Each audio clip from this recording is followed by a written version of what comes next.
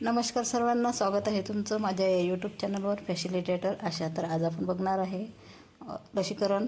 आणि लसीकरण हे अंगणवाडीमध्ये का घेतलं जाते, कारण की गावात प्रत्येक ठिकाणी आपल्याला लसीकरण घ्यायचं असते. आणि एकमेव अशी शासकीय जी संस्था आहे अंगणवाडी, तर तिथंच आपण लसीकरण हे घेऊ शकतो. कारण त्याच्यामध्ये गरोदर माता, लहान बालके लसीकरणासाठी आणि वयोवृद्धसुद्धा त्याच्यामध्ये येतात. ANC माता, तसंच गरोदर माता, त्यांची तपासणी तर फार अशी आवश्यक असते. आणि जेव्हा आपण त्यांना नोंदतो, त्यांना हाय रिस्क आहे का पाहतो, त्यांचं HB BP सर्व चेक करतो. या लसीकरणाद्वारे सर्व जे फायदे आहेत गरोदर मातांना किंवा लहान जे बालकं आहेत त्यांना. तर पूर्वी कसं होतं की त्यांना कोणते कोणते लसी सुटायच्या आणि त्यांना माहीत नसल्या कारणाने ते लाभार्थ्याचं लसीकरण तसंच राहायचं. तर आता शासनाने कसं प्रत्येक गावोगावी लसीकरण घेण्याची सुविधा आपल्याला उपलब्ध करून दिली आहे. तर त्या अनुषंगाने प्रत्येक गावात हे आपलं लसीकरण असतेच, म्हणजेच VHND दिन साजरा केलं जातं. आणि बघू शकता आपण तिथं मुलं पण आहे अंगणवाडीतले. आणि त्याला मी विचारून राहिली की ABCD येतं का रे, तो पहिल्यांदा नाही म्हटला.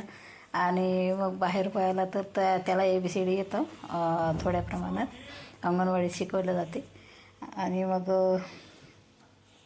आपण हे बघा, माझी गाडी इथं उभी ठेवलेली आहे, हे CH मॅडमची. आणि इकडे अंगणवाडी आणि हा अंगणवाडीचा परिसर ते म्हटलं जाते ना, पालक वगैरे लावली आहे त्यांनी तिथे. आणि सुटसुटीत अशी अंगणवाडी, तसे सर्वांच्याच अंगणवाड्या चांगल्या आहे.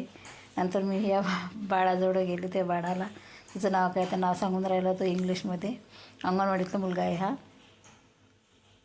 आणि राष्ट्रपती, पंतप्रधान हे सर्व तो सांगून राहिला. इथे मी याचा आवाज असा कट केला की बॅकग्राऊंडचा आवाज येत आहे, त्याच्यामुळे हा आवाज इथे कट करण्यात आला आहे. आणि आता हा सांगून राहिला ABCD, तो ऐकतच ABCD, तर ते पण मी कट केलं आहे.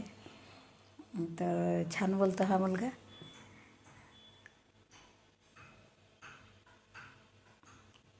ABCD सांगून राहिला तो. आणि 1 2 3 सांगून राहिला.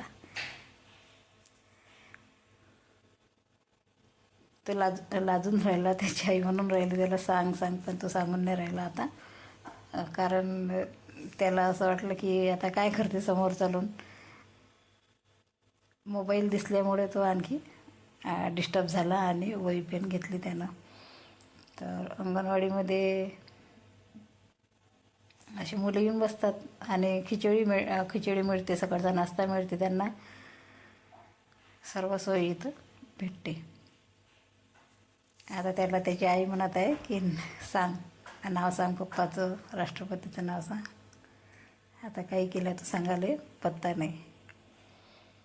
त्यानंतर आता आपलं लसीकरणाचा जो टप्पा असते तो संपलेला आहे. आणि आता आपलं पोषण आहाराचा टप्पा चालू झालेला आहे. तर पोषण आहार आमच्या आशाताईनं आज काय केला, तर नक्की व्हिडिओमध्ये मी दाखवणार आहे तुम्हाला कसा केला. कारण छोटंसं गाव आहे आणि इथं 5-6 महिन्यापासून, 5-6 काय 1 वर्षापासून फक्त एकच गरोदर माता या गावाला लाभलेली आहे. आणि ते पण या महिन्यात, आणि ते पण हाय रिस्क आहे उंची कमी असल्या कारणाने. तर तसं त्या गावाच्या आशाचं अभिनंदनच करावं लागेल की त्यांना गरोदर माता एक सापडली आहे. कारण की गरोदर माता शोधण्यासाठी त्यांना वारंवार आम्ही सर्वे करायला लावतो. आणि त्या माध्यमातून त्या ANC पर्यंत पोचतात. पण कसं आहे ना, आता ऑपरेशन निघालं, बरेचशा अशा सोयी निघाल्या शासनामार्फत की त्यांना एकच मुलावर काही लोक आहेत. आणि जे नवीन लग्न झालेलं आहे तर त्यांना पण थोडा वेळच असतो. त्याच्यामुळे ANC शोधण्याची कसरत ही आशाताईला त्यांच्या गावामध्ये खूप करायला लागते. आणि त्याची आई आता माहिती सांगून राहिली, बघू शकता. ह्या अंगणवाडी मदतनीस आहे, ह्या सिस्टर आहेत. आणि ही आपली ANC आहे. आणि तपासण्या करून राहिले त्यांच्या, आणि ऑनलाईन करावं लागते हे.